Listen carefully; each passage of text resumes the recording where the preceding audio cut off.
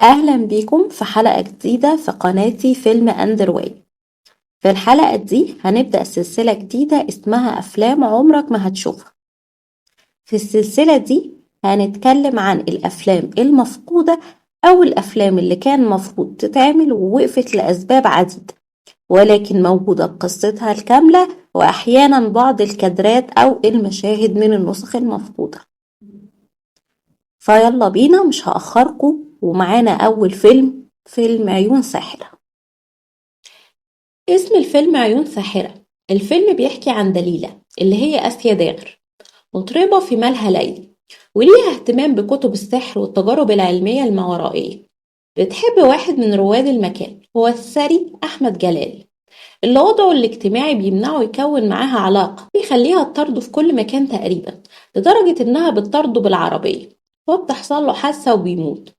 ومع مرور الوقت بتصاب بالاكتئاب والجنون، وبتدور في كتب السحر على طريقة لإحياء الموتى، وتلاقيها وتنجح فيها، وبتخليه يمشي بالتنويم المغناطيسي، لدرجة إنه بيطلع لها من القبر بالكفن.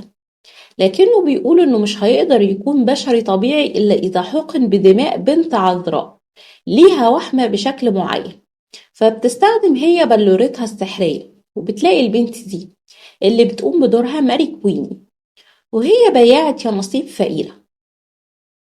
وبالسحر والتنويم المغناطيسي بتقدر تاخد دمها وتحقنه ليه وتعيد إحيائه بشكل كامل. المشكلة إنه طول الوقت لازم تخلي البنت جنبه عشان يستمر التنويم والربط، كمان لو البنت ماتت بيموت. غير كده، إن أي حاجة من فرح أو حزن أو ألم البنت بتحس بيها هو بيحس بيها هو كمان، وبيقابل البنت وبيحبها لطيبتها، والسحر اللي رابط ما بينهم برضه بيكون له دور، وبيقرروا يهربوا منها.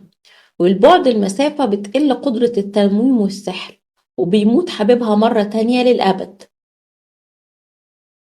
في مصادر تانية بتقول إن هي من غيرتها عليه بتقتل البنت بياعة اليانصيب وهو بيموت معاها، بعدين يطلع كل ده حلم وهو ما ماتش أصلا. وسبب النهاية دي كان اعتراض الأزهر على فكرة إحياء الموتى، وآسيا حاولت أكتر من مرة إنها تقنعهم بالسيناريو الأصلي، لكن تكرر رفض الأزهر، وهي عدلت السيناريو مع أحمد جلال بما يتوافق مع وجهة نظر الأزهر. وبس كده. ونتمنى وهما بيدعبسوا هنا ولا هنا يلاقوا الفيلم واشوفه. اعتماد على عدة مصادر من الإنترنت، أهمها موقع السينما دوت كوم. بس ودي كانت أول حلقة من سلسلة أفلام عمرك ما هتشوفها. يا رب تكون عجبتكم. يا ريت لو عجبتكم تساعدوني بلايك وشير وسبسكرايب، وباي.